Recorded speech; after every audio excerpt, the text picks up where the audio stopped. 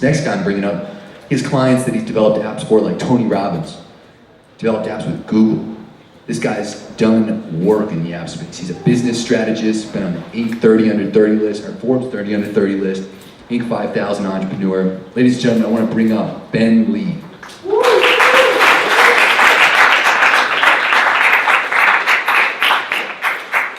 How's it going, everyone? Get situated here.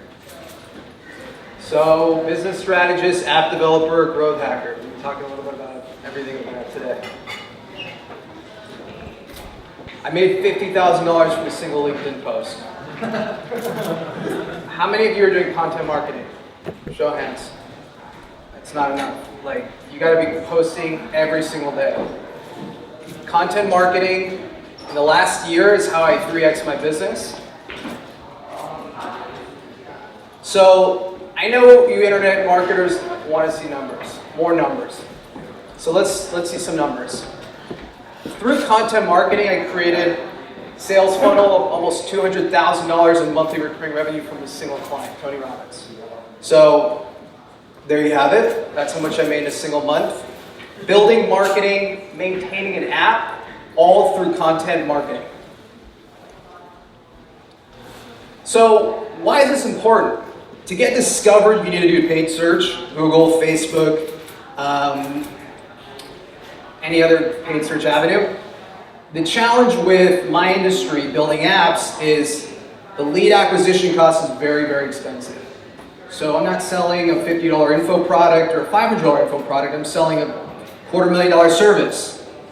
So Tony spent almost $3 million with me, Cash Money Records has spent $500,000. These people are building serious software. So as a result, your lead cost can be $200, $500, sometimes $1,000 to bid and compete with some of the biggest agencies in the world for search terms like mobile app development, design agency, creative studio. So as a result, you need to get very, very innovative. How can you drive more traffic to your sites, landing pages, and close more business? So with this, we saved around $50,000 in a single month killing our paid search campaigns because of LinkedIn and content marketing. Industry average, and that's pretty low. Reality is it's probably closer to even $500 per lead, is $200. Through a lot of my content marketing, stuff that I've been doing on LinkedIn, which we're gonna talk about in a second, I was able to bring it down to closer to $55. Now these are qualified leads. These aren't, kids who have an idea for an app. These are enterprise companies who've got a line item budget and need to spend six-figure budgets on software. So that's the volume that we did January, February, March. Reality, closer to summer, probably have doubled that with a lot of the strategies, outbound and inbound. So why? Why does this matter to you? How many of you are owning your own business right now or want to own your own business? How many of you are selling a service or a product? Okay, well then this is very, very fucking important to you. Because you got to figure out, how can I drive traffic for as inexpensive as possible? That's all growth hacking is. It's a fancy term that people love to throw around. It's a creative way to drive traffic and exploit that channel. How can I get 50,000 people through a blog post? How can I make a Reddit AMA go viral? How can I get people to click that link in bio? Whatever it is, how do I drive traffic cheaper than my competitors? Because if I can do that, if I can get eyeballs, and I've got a badass sales team, then I can close anything. And we have a badass sales team. So that, sales is a very, very important element of this too. And I'm not really going to talk about that too, maybe next year. We'll talk about that later. But right now, I'm focused on driving traffic and content marketing and how to get traffic cheaper than competitors. It's a new world of marketing. Traditional advertising doesn't really work anymore. Advertising agencies, big holding companies like WBP saw loss in earnings for the first time in a decade. TV, budgets for TV are really kind of non-existent anymore. So what's happening is there's an expectation to create more content, but budgets are becoming less and less. because of service model being commoditized for whatever reason. So as a result, it's not good enough just to sell a service product anymore. You need to be your company's in-house influencer. You need to be your company's in-house content creator. You need to be your company's in-house growth hacker and janitor and accountant and bookkeeper and everything else. But most importantly, you need to be creating content. And if you're not good at it, fucking hire somebody. Upwork is a big place. Your salespeople need to be writing content. You need to be writing content every single day. Personal brand is more important than the company brand. It's not about vanity. It's not about getting in the club or that cool velvet rope outside, even though it's really cool. It's not about that stuff. It's about what converts better. This stuff has been tested. Anish talked about A/B testing. When you're building a business, software, non-software, digital, non-digital, you have to test different variables. The personal brand for our business has always converted better. People want to relate with somebody. When you think of company brands, some of the biggest in the world, Berkshire Hathaway. Think of Warren Buffett. You don't think of Berkshire Hathaway. So this model has existed for a while. I think we've just recently seen it explode due to social media. Now we're going to see it explode even more with IGTV. But allowing everybody to be the director, creator, producer, and talent of their own show. And I think that's the really, really unique part. Because why this is important for my business and why it should be important for yours is because it becomes top of the funnel. When somebody wants to build an app, whether it's a celebrity, whether it's Google or Mercedes-Benz, they're not saying, hey, we want to work with Rootstrap. The email is, hey, we want to build an app with Ben Lee. Hey, how can we talk to Ben Lee? How do we do a kickoff with it? So it literally serves as the top of the funnel for our business and is the #1 way we generate leads. Content is key. So about 9 months ago, I started going super heavy on LinkedIn. I grew my Instagram to 150,000 and shut it down just because there was no ROI. How many of you are getting an ROI off the content you create? Show of hands. That is really, really bad. An ROI is you are making more money than you're investing in content. I don't believe in the bullshit omni-channel approach and blogging and all that shit. If you're not making money, then you gotta shut it down. I was running my Instagram and I got free swag, t-shirts, and invited parties. I didn't get any fucking business. My LinkedIn has brought in millions of dollars for my company. That's why I exploit the shit out of it. I have 3 people managing my LinkedIn sometimes, from a VA to an editor. So for me, I don't really care what's happening in all the other parts of social media noise. I care about what's bringing me an ROI. I'm investing time in something. What is the reward? What is the outcome? So that's why I've been going hard on LinkedIn. We had a fire on my ass a couple years ago. Free PR. Another consequence of putting your efforts and investing in right channels that bring an ROI for you. So this is about 6 months ago, again, when there was this kind of viral craze with LinkedIn, with the algorithm rewarding its creators, certain writing styles that were just going viral. I was getting a ton of free PR. Daily Beast, BuzzFeed, Wall Street Journal, all were covering these stories, and I didn't pay 1 penny. So there's no PR growth hacking, no writing 5,000 journalists in Mailshake. They're fucking writing to me saying, Ben, I want to talk to you. I want to get on the phone with you. Tell me what you're doing. Call me now. Begging me to give them exposure, or rather give them a story to get free exposure. Let's talk about the how. Right from your heart. I think what made this particular strategy on LinkedIn so effective, we started to see this paradigm shift in social media. We started seeing a lot less, at least on LinkedIn, the, hey, check out my garage, hey, check out my leased Lambo, hey, I'm a baller in the club. And it was more about, hey, entrepreneurial is cool, but also kind of fucking sucks.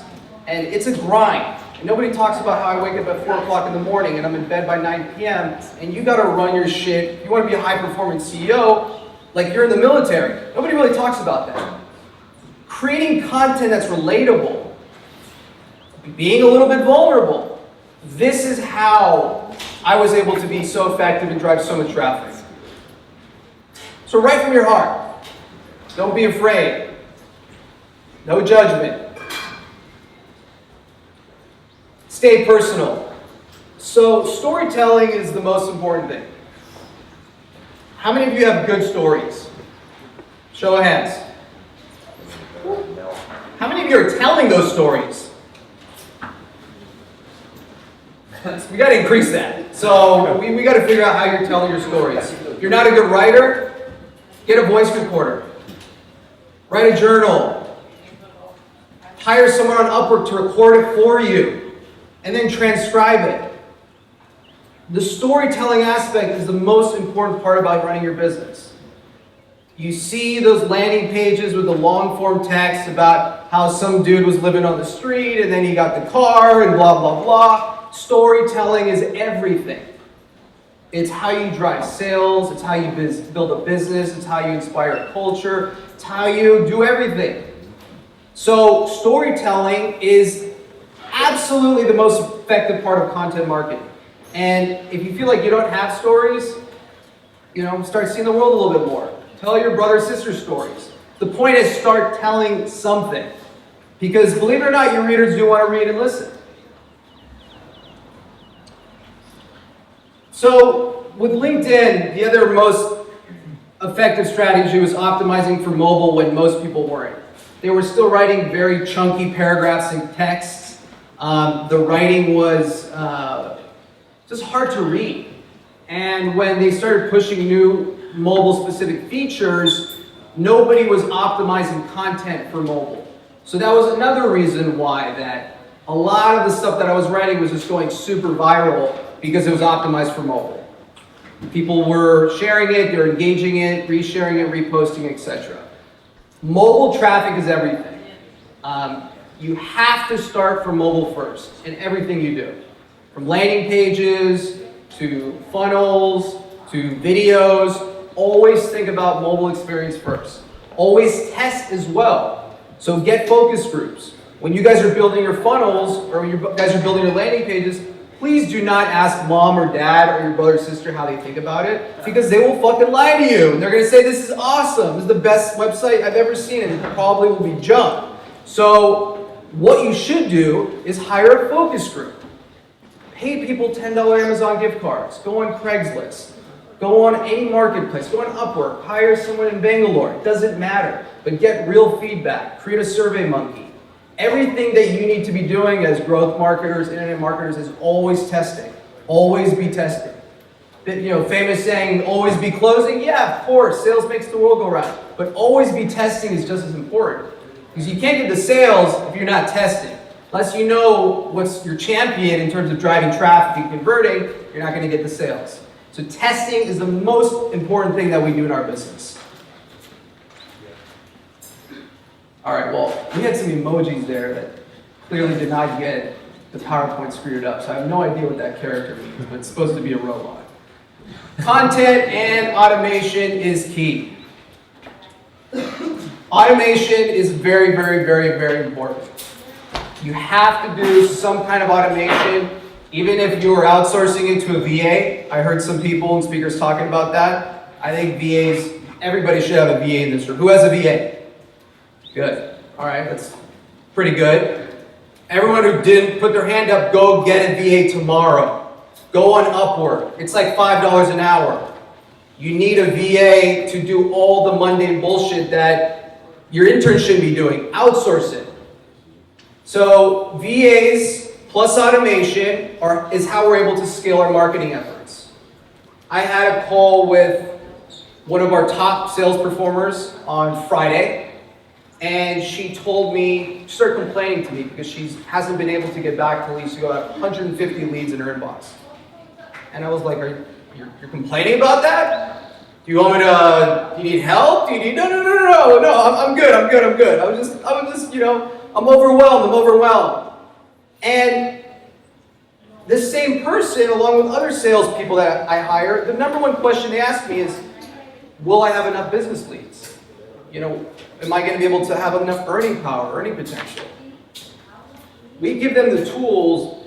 By week 2, week 3, they're drowning in leads. They can't keep up.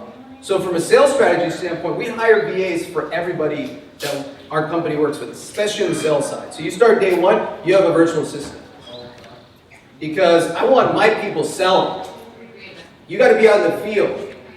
You can't be doing bullshit automation stuff. We'll help you set up those systems and scale it. You got to be closing, building relationships, sitting on airplanes next to people, going after recruiters, going after prospects, whatever. You got to be out in the field. So this is an example of my LinkedIn strategy. This same strategy again. Daimler Mercedes-Benz, Google, a brand new electric car company I can't talk about that's going to be competing with Tesla. All through LinkedIn. Yes, it works. Yes, it drives a big ROI. And no, that's not me talking. That's robots and shit. So we use very creative copy. Sometimes we write controversial copy. If you ask anybody who's ever gone viral on social media or YouTube or Instagram, they didn't just wake up one morning with 100,000 followers or something. There was some sort of controversy, there was some sort of thing that happened that exploded on the internet and created something to go viral. You need to take that same approach in your copy. I wrote a message to Google and told them, hey, I heard you're struggling with design. And that was an automated message. What happened? He replied, he said, we actually are. Can we get on a call? So, these strategies I'm telling you, I'm doing. So I eat my own dog food. It works. I'm telling you, you should be doing it too. Outreach on LinkedIn. 100% deliverability. It's not going to spam. Everyone checks their mobile phone every 5 minutes for notifications. Quora has been pretty awesome too. So Quora's been only a couple months, probably close to 400,000 views on content. That was last week, 11,000 upvotes. That's a lot of fucking eyeballs. And they're not fake, they're not robots, those are real impressions. With the right strategies, contextual marketing, links, you can drive a lot of traffic to different products. So again, and if you don't like to write, if you're like, oh, well, Ben, I don't have time, I gotta run my business, fucking hire somebody. Hire an editor. Take memos. People love those anecdotes. Transcribe it. Have someone else do the posting for you. Now, yeah, I've been talking about how I'm badass and I make a lot of money and drive traffic, but there's some risk with this. And it's not all roses, because if you live by the algorithm, you will die by the algorithm. So what happened with my LinkedIn? Around the same time when March 1st, Facebook pushed an algorithm change. This company, Little Things, digital marketing, digital publishing company, they went out of business. So I'm sure most of you are familiar with Facebook, and algo change on March 1st.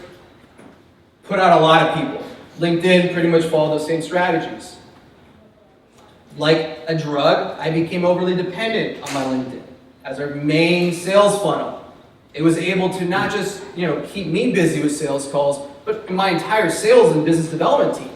So leads would come in, we would dispatch in kind of a round robin way every single day, and then boom, one day I post, my reach is gone. They cut me off, and they even did some more fucked up shit we're gonna talk about. But it made me have to regroup and rethink a lot of my strategies. So what I do. So, as you can see, LinkedIn 6 months ago, almost 3 million views on one article. Present day, 21,000. And then look at that decline around March. So shadow banning is when your content is restricted. You can't actually see your content that you posted. So for whatever reason, LinkedIn has started shadow banning about 6 months of my content. No idea why. I have lots of ongoing dialogue with them and their support teams. They're probably scared that I'm going to take it to Wired Magazine and expose it, which I might. But the point is, I got overly dependent, like that drug analogy I was telling you guys. So the point is, you got to protect yourself from the algorithm. How do you do that? Emails. Emails work. Capture emails. How many of you are doing email newsletters? Wow, that's really, really, really fucking sad. Everybody needs to be doing email marketing. You need to be writing newsletters every single week. Every single week. Email marketing, I know guys who, I'm sure people who have spoken here, who have created 7-figure businesses from good email sales copy. People still buy shit from emails. I raised $2.5 million on Kickstarter through just emails. 50,000 pre-subscriber email lists. We hit that email list at 5 o'clock in the morning. The second our campaign went live, we hit our funding goal in 45 minutes. Email marketing works. So, give value, get an email. Give free ebooks, get an email. Whatever. Capture emails. Probably the biggest regret that I have is I didn't do this strategy earlier with LinkedIn. I was getting millions of views. I racked up almost 100 million views in 9 months. And the mistake that I made was I wasn't driving traffic off of LinkedIn to an email funnel. But I should have. Because I was drunk on the Kool-Aid. I was going like, man, I'm going to be famous on LinkedIn forever, and I'm going viral, and it's never going to end, it's never going to end, and boom. Algo change happens, and my inbound just, and we got to start doing paid social again, and $50,000 again on Facebook advertising, and all that stuff.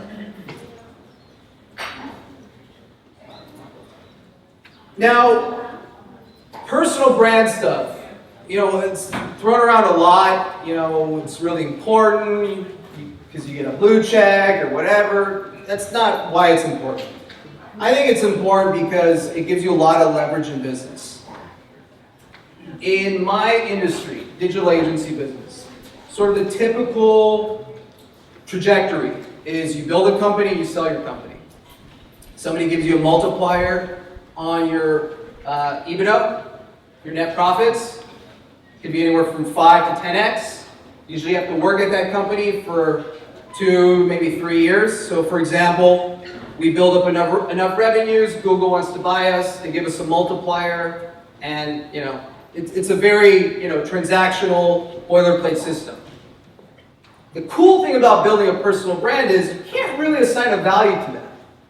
Because remember I was talking about when people write about working with my company, they write, I want to work with Ben Lee, I want to work with Rootstrap.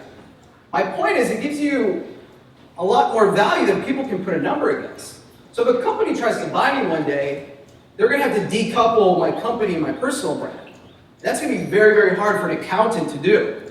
He's like, so how do I value this? So this guy brings in 70% of their earnings or 80% of the entire company's revenues. How do we value that? His content is critical for business development. How do you value that?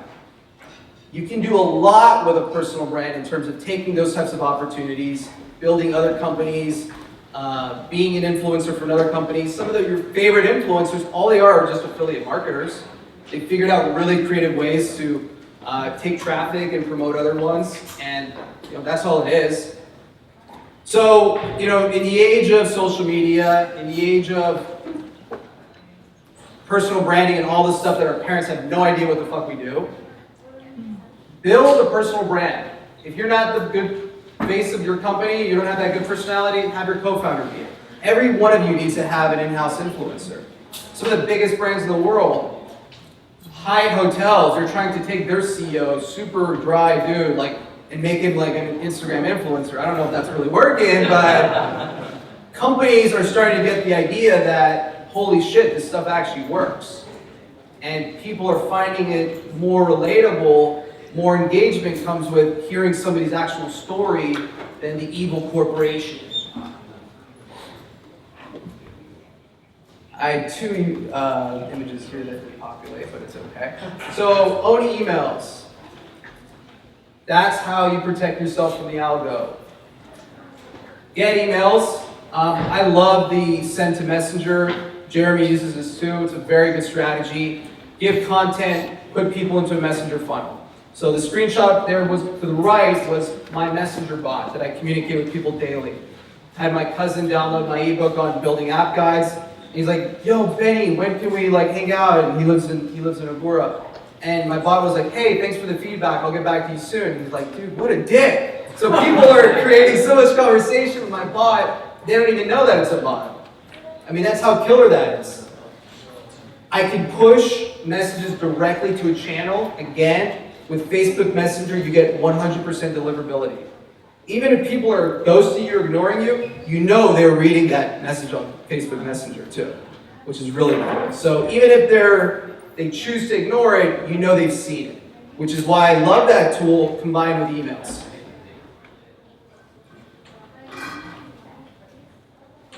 So let's do kind of a recap and some of the key takeaways. People want a face, click-through rates, deliverability, engagement, storytelling, all these things, people want a face. And it's got to be real. It can't be a hired gun. You can't hire a person and say, hey, become the influencer for my company. It's got to be real.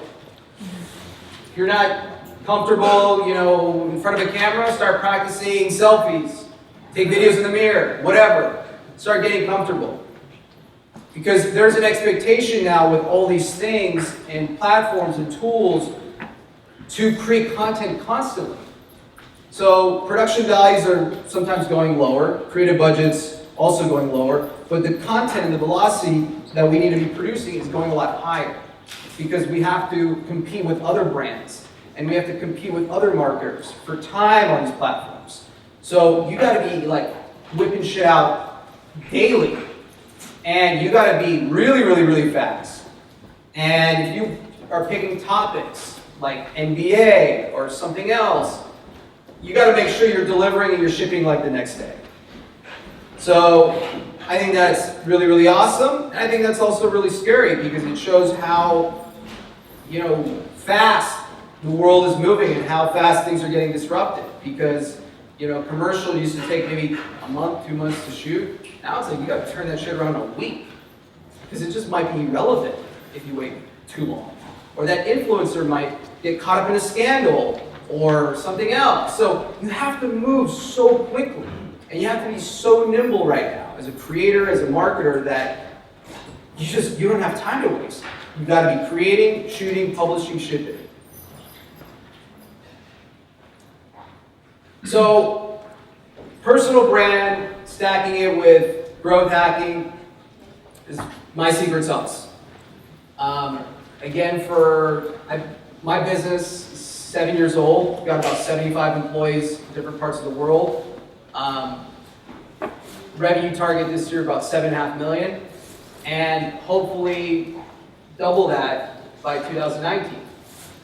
Much of which is attributed to content marketing. There's only so much we can do with paid social. We're not competing, we can't compete with the Ogilvies of the world who have $1 million a month Google budgets. So how do we attack those bigger guys? Very, very tactical. You got to be very, very, very tactical. And this is what I mean by that. They have no idea what a personal brand is. They have no idea how to fucking use LinkedIn. They have no idea about data scraping or retargeting or creating custom audiences. They really don't. So taking all these tools that we're so fortunate to be learning and collaborating with such amazing people and speakers, that's how you will beat the big guys. It's because in their bureaucratic situations and conference rooms, it's taking them a month to make decisions. When in our businesses, we got to take a day. Like we got to plan, we got a strategy, have a meeting, and we got to execute tomorrow. That's how quickly we need to be moving. And that's the future of marketing. Give it up to Beverly Hills.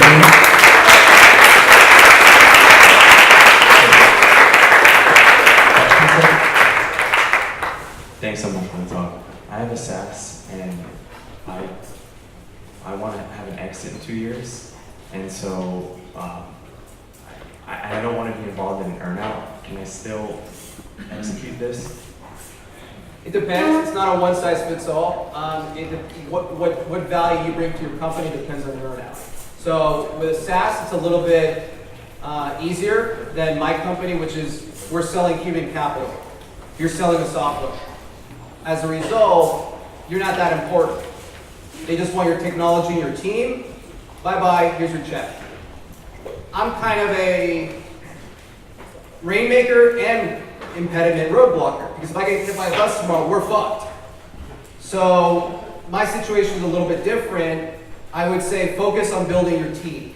The more value you can put in your team, the less valuable you'll have to be when that negotiation happens. But by standards, it always starts with 2-3 years, and then you can negotiate. Man, that was awesome. Really, I hope you fucking kill that for 2x goals. Appreciate that. But so I was just wondering if you could kind of like hold the, put up the car and show us the engine a little bit. Talk about, like what specific tools you use to grow your LinkedIn. Is it just you're building the content and having videos posted, or are you using some certain tools? Yep. LinkedInHelper.com is badass. Don't be drunk behind the wheel and take advantage, because you will get blocked. I've got many of my salespeople blocked because they get addicted and they're running too much automation. So you got to keep your numbers low, probably 100 a day max. I would also just Google LinkedIn automation tools. When I haven't found a tool that I liked, I found a VA who can pretty much do whatever I need. Okay. Yeah, I noticed your LinkedIn posts were written. What's your advice in determining Video posts versus written posts on LinkedIn? Yeah, it's always changing. So I saw a trend for a little while where video engagement was picking up, and I was starting to get my numbers back. And I posted a video and got like 50,000 views, and I was like, oh, it's back. And then I posted another one, and it fell off entirely.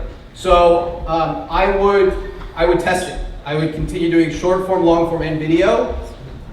Algorithms reward creators, bottom line.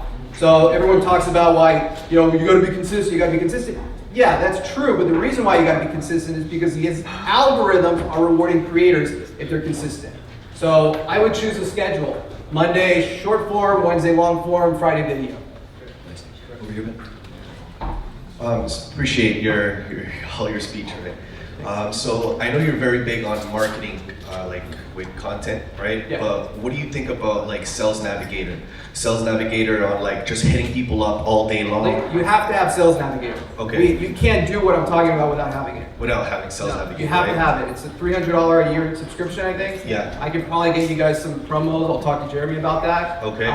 You have to have Sales Navigator for what I'm describing. Yeah, Thank you because for I have VAs all in India just like hitting people up all Yeah, day long. that works. Great, so that just wanted to know if that's the strategy. That's my strategy. So you want to have on top of that content that you're posting on top of that? Yeah, because a lot of the leads I'm getting aren't just from replies off cold outreach.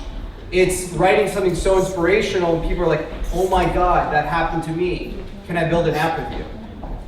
Whether it's in comments, whether it's in likes, sometimes I take that data and create a custom audience too. So if I got 30,000 people who liked one of my posts, I can export that. And then I can find their emails. And then I can create a custom audience and always be, on top of their mind. Nice. Who's got the next question? What are your opinions on using groups? So I know you talked a lot about like just posting directly to your profile.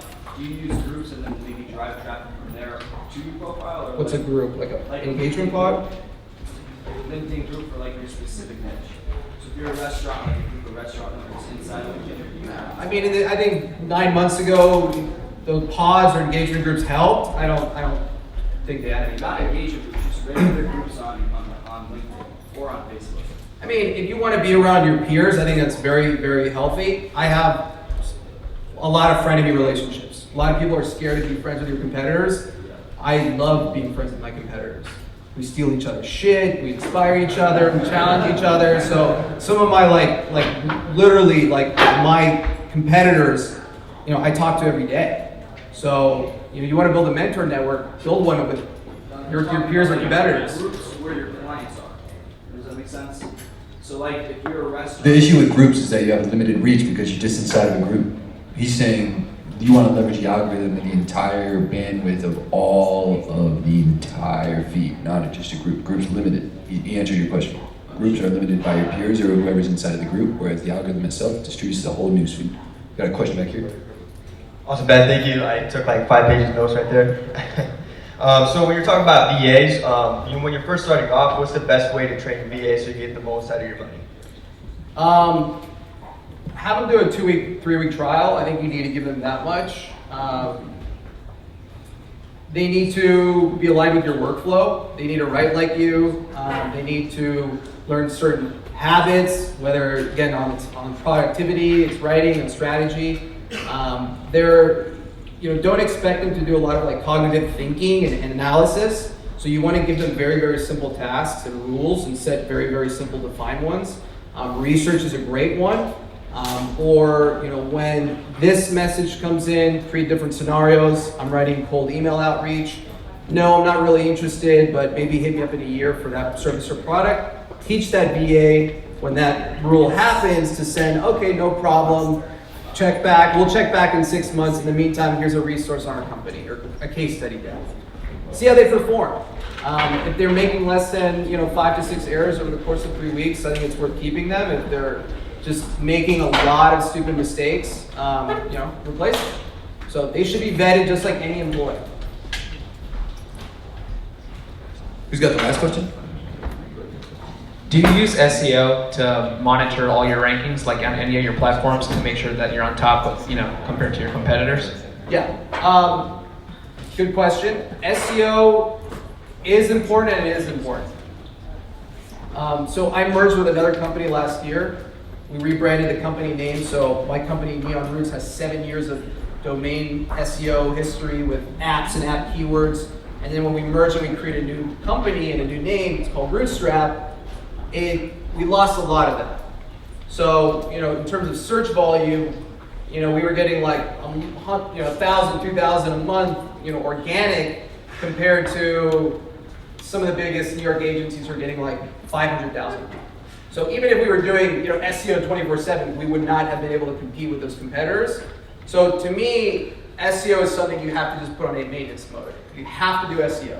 You have to do certain. I never wanted to do it in-house because it's cheaper to outsource it. So you find a good SEO guy, keep him on retainer for the rest of your life. But it will not translate to the big gains that you think. We didn't get this kind of stuff from SEO. And for your VAs, do you use any software to monitor them to make sure they're on top of what they're doing as far as work goes? Because some VAs, they're not always going to pull through with everything that you teach them. So is there any way you monitor that, or you have one VA that monitors the rest of your VAs? Yeah. So we haven't created that little army yet, but that's an interesting idea. Just thinking about how that would work. We keep it really light. So we like Trello, Slack. We built some of our own Slack bots. So HubSpot for CRMs. Just make sure they're not making basic mistakes. Monitor how they're managing their tasks. I think you'll get a good overview. Maybe have them do reporting. On Friday, send you an end of week report and see how comprehensive that report is. Thank you. Incredible. Ladies and gentlemen, give it up for Beverly.